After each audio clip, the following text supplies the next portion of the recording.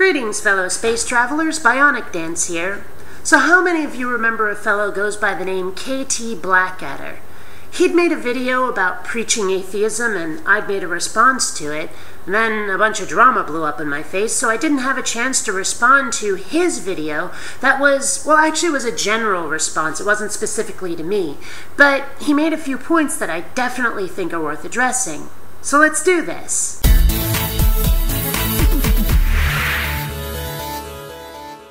BionicDance, I've got to be honest and just say I think perhaps there was some misunderstanding as to parts of my video that you deconstructed. Well, you know, it happens. But hey, no worries, right? But I have to put up my hand and accept responsibility for the fact that as half of the communication relationship here, where there's been a misunderstanding, half of it's got to be due to the way that I've presented my ideas or presented myself. So you did raise some very interesting points, and I'll come on to some of those in a moment, particularly where some of them have potentially deepened or changed my point of view. So thank you for your input. Hey, no problem. I mean, that's what we're here for, isn't it? If I'm individually recognised as a single person who's not only general kind of capacities, i.e. the fact that I might be living in sin if I'm not saved or whatever, but whose actual lifestyle, say for example, as a gay man or a gay woman, whose actual lifestyle is individually attacked, not just the fact that I'm just another of these wandering sheep who have not yet been saved, but I'm a wandering sheep that can never be saved by virtue of who I am. I wonder if that instills in people the militantism that it does in some, i.e. they feel they must fight. So I wonder if there's a differential there, i.e. it's the fight for personal recognition and the fight for personal protection versus the fight for social change. Well, certainly in my own case, yes. In many ways, I do feel that I have to. I mean, some people have criticized me for how militant I can be, for how cranky I can be about this whole religion thing. But the fact is that religion has put me right in its crosshairs, and I'm not willing to accept it. I'm not willing to say, okay, fine, you get to dictate or determine the course of my life, what is allowed and what isn't. I say I'm not harming anybody by my lifestyle. They say I am.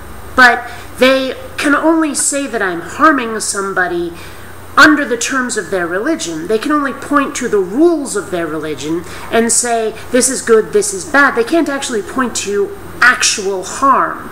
They can only say, this is how things are supposed to be, and you're not conforming.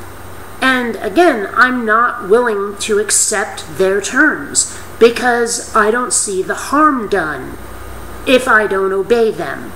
So, yeah, in many ways I do feel like I have to fight. But you say personal freedom versus social change.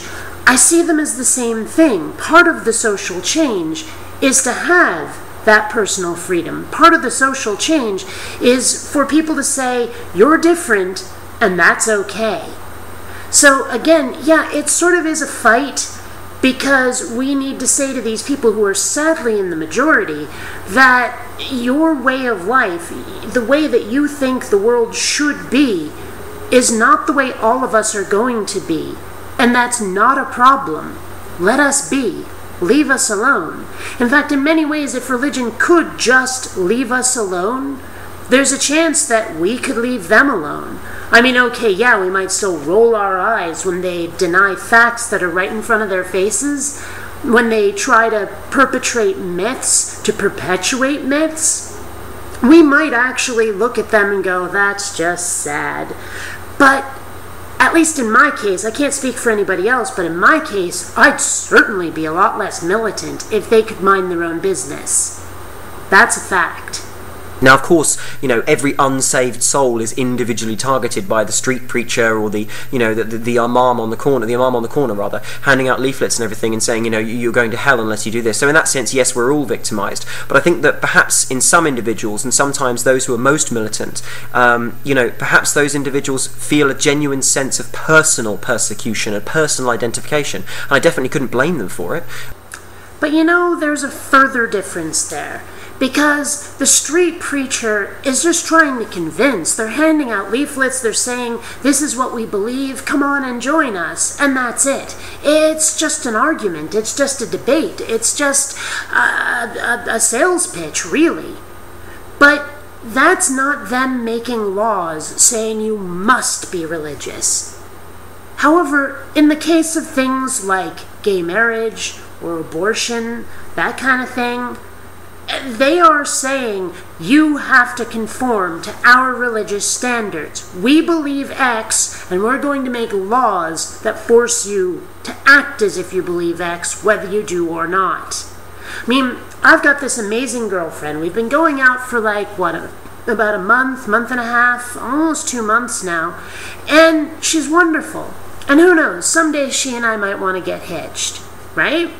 Now, here in Washington State, for the moment, that's legal. But while we were at the Gay Pride Parade this Sunday, we were told that there is another ballot, another petition going around, something where people are trying to get gay marriage removed from Washington State again. And we signed something that said, no, that's not okay. But point is, there are people out there enforcing their religious views. Now, okay, granted, maybe somebody out there somewhere has objections to gay marriage that have nothing to do with religion. But you know those people are in the minority. The vast, vast majority of the objections to gay marriage come from religious people. And it's the same thing with reproductive rights. I mean, come on. Oh, and contraception. Don't let me forget contraception. A lot of these things have to do with religious feelings about sex and marriage and gender roles and all of this stuff. Okay? This is them making laws, forcing their way of life onto the rest of us. That's nothing like a street preacher. That's nothing like someone saying, come on, join our church, you'll love it, and giving you a leaflet. It's totally different. So, yeah, I'd say that there's definitely a difference there. Just clarifying a bit. Just saying. I also think that there's a fundamental difference between the fight for logic versus the fight for atheism. Now, perhaps I've been guilty of conflating those first two things in my video, and that's of interest to me, because certainly I know they're different, and I always have. Perhaps I didn't present that point properly. And that's to say that the fight for logic and the fight for reason is absolutely crucial. But is that necessarily the fight for atheism? Probably not. This is a tricky one to express. In fact, I've done multiple takes of this particular shot, and I haven't quite gotten it right yet. It's very easy to get tangled and tripped up in kind of loops of if this, then that statements. It's kind of difficult, but let me see if I can get this one right. I would say that the fight for logic and the fight for reason are the fight for atheism by default because of the nature of religion. Religion says that things are true despite having no evidence, despite logic and reason failing to prove that what religion claims is true. They say that religion is true anyway.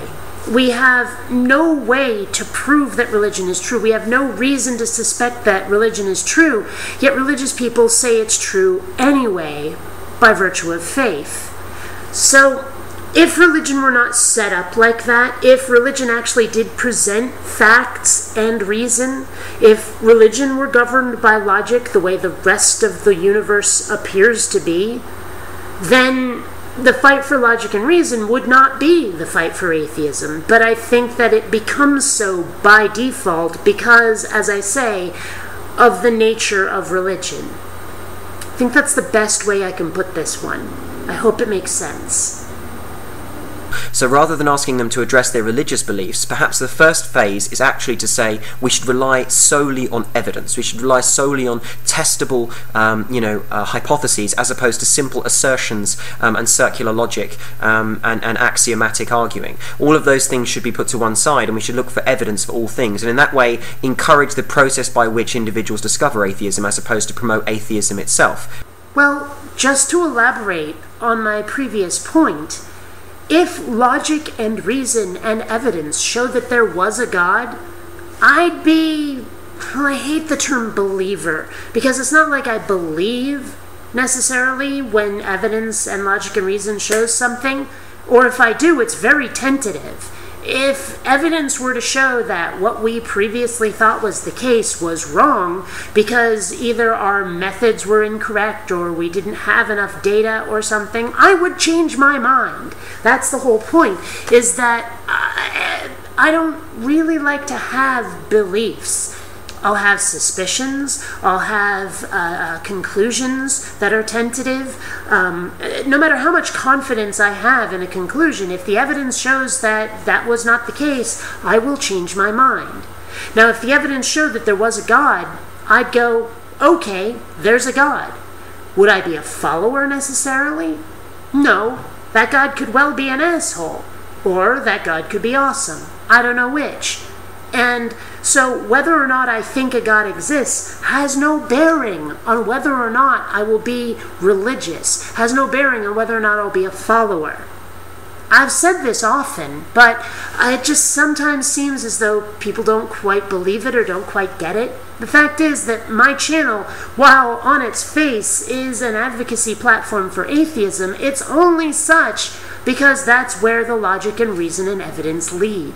If it led somewhere else, this channel would be advocating other things. Although it might not be advocating anything at all if there wasn't a fight to be fought, because people who believe the opposite against logic and reason, if they weren't being assholes, my channel might just be where I, put my animations or something. Just saying. BionicDance does make a very valid point here, and when she says that we make these videos and everything else, and people see them, and we have to keep repeating our argument or we'll be drowned. I think there's a slight corollary to that, a slight correction I would add, which is that by virtue of the internet being fairly permanent, when you've made a video, it's always available to be discovered. So the constant making of videos may not necessarily add to the argument. I understand the point you're trying to make here, and on the one hand I kind of agree, but on the other hand I don't. Because yes, the videos are always there to be seen, but the internet is kind of a fickle place, and if it's not new, it can often be ignored, even if only by virtue of how search engines work. I mean, I do a search on YouTube for atheism every now and then to see what people are saying about it, and there are people out there who are making video after video after. There's this one guy, he's called Coming Out of Atheism, who makes, people think I make a lot of videos because I make one, sometimes two a day, sometimes one every other day. This guy is putting out 10, 15, 20 videos a day. They're like tiny little sound bites, but still tons of them. So if you do a search for atheism on YouTube, you will see nothing but this guy. And okay, granted, you can tell it to search by relevance, or tell it to search by date released, or tell it to search by popularity, but even so, that just means that the message will still kind of get drowned. At least some of the individual voices will get drowned. And so I do think that we have to keep putting out new content only by virtue of how search engines work. So yes, again, thank you all very much for your comments and everything else, and I'm really genuinely positively affected by the response, so thank you all very much for that. Actually, no, thank you, because in many ways it has been nice, a breath of fresh air, frankly, to have a discussion with somebody where it wasn't just ponage, where it wasn't just arguing, where it was actually a civil back and forth. Frankly, don't get enough of that sometimes. So, thank you. This is BionicDance saying, catch you later, gang. Please take the time to rate this video. And hey, if you dig what I do, subscribe. And please visit my Zazzle store, where you'll find all kinds of BionicDance merchandise. Science. If you're doing it right, sometimes you'll find out you're wrong.